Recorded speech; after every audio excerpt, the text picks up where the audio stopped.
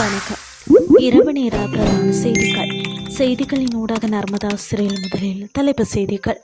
எரிபொருள் கொடுப்பனவில் அதிரடி மாற்றம், அதிரடி முடிவு. மட்டக்களப்பில் காட்டு யானை தாக்கியதில் ஒருவர் உயிரிழப்பு. நேட்டோவில் இருந்து அமெரிக்கா விலகுவது குறித்து ட்ரம்ப் பரிசீலனை. இனி விரிவான செய்திகள்.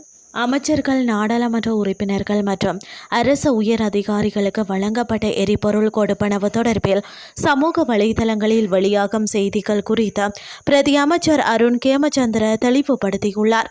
பொதுவாக ஒவ்வொரு மாதமும் 1ஆம் தேதி நிலவும் சந்தை விலையின் அடிப்படையிலேயே எரிபொருள் கொடுப்பனவுகள் கணக்கிடப்படுகின்றன.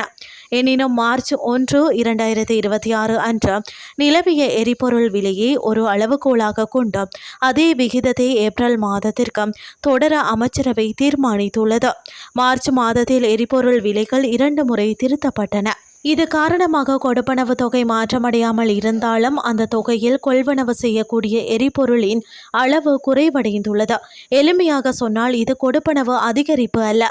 தற்போதைய சந்தை விலைக்கு ஏற்ப கொடுப்பனவு சரி செய்யப்படாததால் உண்மையில் அவர்களுக்கு கிடைக்கும் எரிபொருளின் அளவு குறைவடைந்துள்ளது என பிரதி அமைச்சர் அருண் கேமச்சந்திர சுட்டிக்காட்டியுள்ளார். மத்திய கிழக்கு போர் சூழலால் ஏற்பட்டுள்ள எரிசக்தி நெருக்கடியை கருத்தில் கொண்டு அரசாங்கத்தின் செலவினங்களை மேலாண்மை செய்யும் ஒரு பகுதியாகவே இந்த நடவடிக்கை எடுக்கப்பட்டுள்ளது. மறு அறிவித்தல் வரை மார்ச் 1ஆம் தேதி விலையிலேயே கொடுப்பனவுகள் கணக்கிடப்படும் எனவும் எரிபொருள் செலவுகளுடன் தொடர்புடைய ஏனைய கொடுப்பனவுகளும் இதே அளவுகோலின் கீழ் மாற்றி அமைக்கப்படும் எனவும் தெரிவிக்கப்பட்டுள்ளது. மட்டக்களப்பு ஆயித்தியமலை உன்னிச்சை பகுதியில் இன்று இடம்பெற்ற காட்டு யானை தாக்குதலில் நபர் ஒருவர் உயிரிழந்துள்ளதாக காவல்துறையினர் தெரிவித்துள்ளனர். இவ்வாறு உயிரிழந்தவர் வவுணதீவு கண்ணங்குடா முந்தலமடு பகுதியை சேர்ந்த 69 வயதுடையவர் என அடையாளம் காணப்பட்டுள்ளார். மட்டக்களப்பை சேர்ந்த ஒருவருக்கு சொந்தமான உன்னிச்சை சிப்பிமடு வீதி 8ஆம் கட்டை பகுதியில் அமைந்துள்ள வயல் நிலத்தை பாதுகாப்பதற்காக வாடியில் தங்கியிருந்த போதே இந்த யானை தாக்குதல் இடம்பெற்றுள்ளது.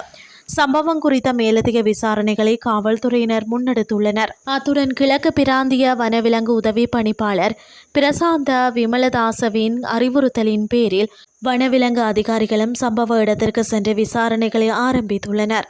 உயிரிழந்த நபரின் குடும்பத்திற்கு விரைவில் நட்ட ஈடு வழங்க நடவடிக்கை எடுக்குமாறு உதவி பணிப்பாளர் அதிகாரிகளுக்கு பணிப்புரை விடுத்துள்ளார். இனி வெளிநாட்டு செய்திகள். நேட்டோ அமைப்பில் இருந்து அமெரிக்கா வெளியேறுவது குறித்து தீவிரமாக பரிசீலித்து வருவதாக அந்நாட்டு ஜனாதிபதி டொனால்ட் ட்ரம்ப் தெரிவித்துள்ளார். த டெலிகிராஃப் பத்திரிகைக்கு வழங்கிய நேர்காணலில் டொனால்ட் ட்ரம்ப் இந்த விடயத்தை குறிப்பிட்டுள்ளார். நேட்டோ கூட்டணியை ஒரு காகித புலி என்றும் குறிப்பிட்ட ட்ரம்ப் பிரித்தானியாவிடம் ஒரு கடற்படை கூட இல்லை என்றும் விமர்சித்துள்ளதாக குறிப்பிடப்பட்டுள்ளது. அத்துடன் மத்திய கிழக்கில் ஏற்பட்டுள்ள மோதல்களுக்கு பிறகு இந்த அமைப்பில் அமெரிக்கா உறுப்பினராக நீடிப்பது குறித்து மீண்டும் பரிசீலிப்பார்களா என வினவிய நிலையில் ஆம், அது மறுபரிசீலனைக்கும் அப்பாற்பட்டது என்றும் தாம் கருதுவதாக தெரிவித்துள்ளார். நான் ஒருபோதும் நேட்டோவால் ஈர்க்கப்படவில்லை எனவும் அவர்கள் ஒரு காகித புலி என்பது எனக்கு எப்போதோ தெரியும் என்றும் அது ரஷ்ய ஜனாதிபதி புடினுக்கும் நன்கு தெரியும் என கூறியுள்ளார். இதேவேளை பிரித்தானியாவிடம் கடற்படை கூட இல்லை எனவும் நீங்கள் மிகவும் பழமையாகிவிட்டீர்கள் என கடுமையாக ட்ரம்ப் விமர்சித்துள்ளார். கோர்மோஸ் நீரிணையை திறப்பதற்கு அமெரிக்க ஜனாதிபதி நேட்டோ நாடுகளின் உதவியை கோரியிருந்த நிலையில் அவரது அழைப்பு நேரடியாகவே நேட்டோ நாடுகள் நிராகரித்த நிலையில் ட்ரம்ப் நேட்டோ நாடுகளை இவ்வாறு விமர்சித்துள்ளதாக தெரிவிக்கப்படுகின்றமை குறிப்பிடத்தக்கது. இத்துடன் செய்திகள் யாவும் நிறைவடைகின்றது. அடுத்து காலை 8:30 எதிர்பாருங்கள். நன்றி.